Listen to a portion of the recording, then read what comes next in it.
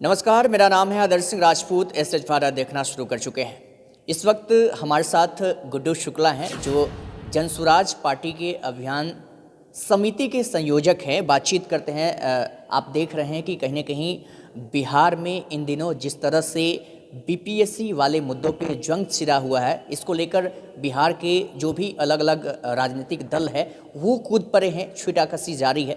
Mission 2025 को भी इससे जोड़ा जा रहा है। बातचीत हम तमाम मुद्दों पे करते हैं। सबसे पहले बहुत बहुत स्वागत है। मेरा नाम गुड्डू शुक्ला हुआ। मैं डीएससी मेंबर अभियान समिति का संयोजक हूँ। जिस तरह से बीपीएससी एक मुद्दा बिहार में इन दिनों उभर कर सामने आ रहा है, बीपीएससी वाले मुद्दों पे आपके पार्टी के स्टैंड का आगे भविष्य पे क्या प्रभाव पड़ने वाला है? बीपीएससी का प्रभाव पड़ेगा इसलिए क्योंकि युवाओं का देश भारत को बोला जाता है और प्रदेश भी बिहार युवाओं का प्रदेश है। तो अगर युवा ही हमारे सुरक्षित नहीं रहेंगे तो फिर बिहार कहाँ सुरक्षित रहेगा।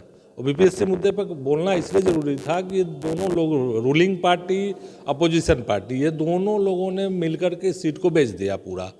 तो हमारे युवाओं के तो भविष्य खतरे में, जो लिटरेट थे वो चले गए गर्त में, और जो अनलिटरेट है, जो किसी के रिश्तेदार हैं, वो लोग, ऑफिसर लोग, ये लोग आ गए सब। नालंदा से सबसे ज़्यादा बीपीएससी वाले लोग आते हैं। क्यों आते हैं नालंदा से? क्योंकि मुख्यमंत्री का वहाँ ये है, इसलिए आते हैं ना।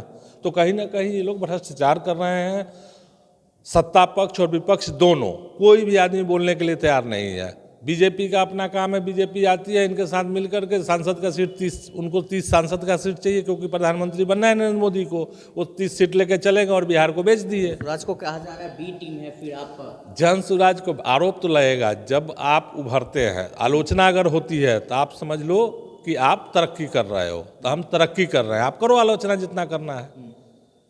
तरक्की तो बिहार के मुखिया भी प्रगति पे निकल पड़े। बिहार के मुखिया तो प्रगति पर निकले हैं, लेकिन हमारे पीछे आप क्यों लगे हो? सत्ता, विपक्ष, पक्ष, पप्पू यादव, ये सब लोग पीछे पड़े हो, ये नौटंकी कर रहे हैं, ये दारू पी कर धरना में बैठे हुए हैं, तो तुम हमारे पीछे लगो।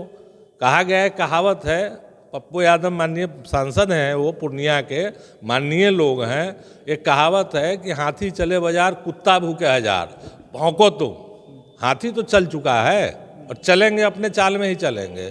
चाहे वो नीतीश जी हों, चाहे विपक्ष के नेता तेजस्वी यादव जी हों, चाहे पप्पू यादव जी हों, ये लोग सब लोग सम्मानीय हैं। तो फिर भौंक क्यों रहे हो? आप चलो हाथी के साथ, लेकिन नहीं चलेंगे, ये सिर्फ भौंकेंगे। हाथी के ऊपर क्यों? इसलिए कि हम हाथी की मदमस्त चाल में चल रहे हैं। हाथी के सामने जंगल में कोई होता है? शेर जंगल का राजा होता है ना। लेकिन हाथी की तुलना नहीं कर सकते हो आप। वो अपनी मस्ती में चलता है, बिना किसी का कोई कुछ बिगाड़े चलता है। यानी बिहार का राजा प्रशांत। हाँ बिल्कुल, हम लोग डिसीजन ले चुके हैं और अगला 2025 में वो बदलाव करके दिखाएंगे।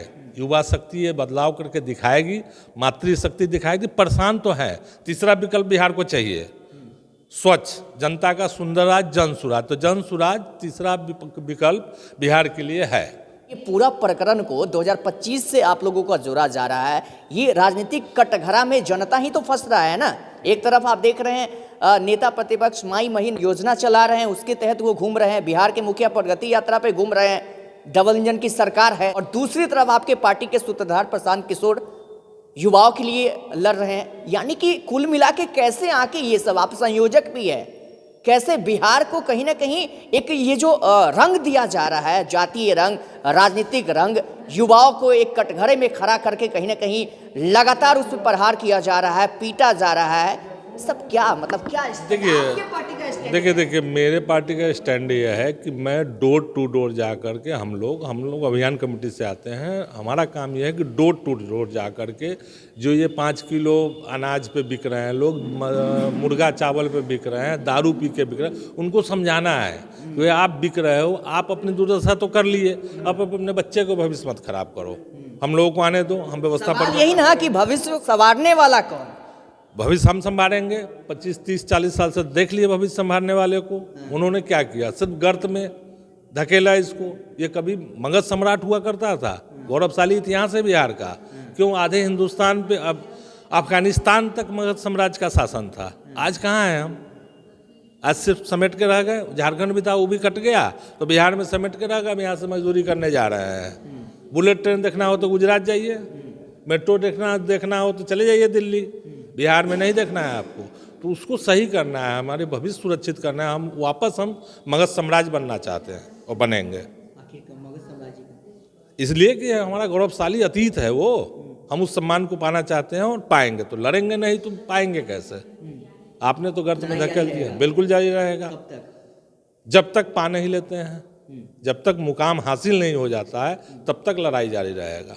गुड्डू शुक्ला जी इस वक्त बातचीत कर रहे हैं। हालांकि आप देख रहे हैं कि कहीं ना कहीं इनके पार्टी का भी कहीं ना कहीं स्टैंड जो है पूरा क्लियर है। इनका कहना है कि जब तक हमारा मुकाम हासिल नहीं होगा तब तक लड़ाई जारी रहेगा। हालांकि देखा ये जा रहा है कि ना कहीं लड़ाई में तो सब आगे आ रहे हैं, लेकिन स्टैंड के इस झकझोर में जनता पीस रहा है। हालांकि आप क्या सोचते हैं इस तस्वीर के बारे में, जरूर बताइएगा। नमस्कार।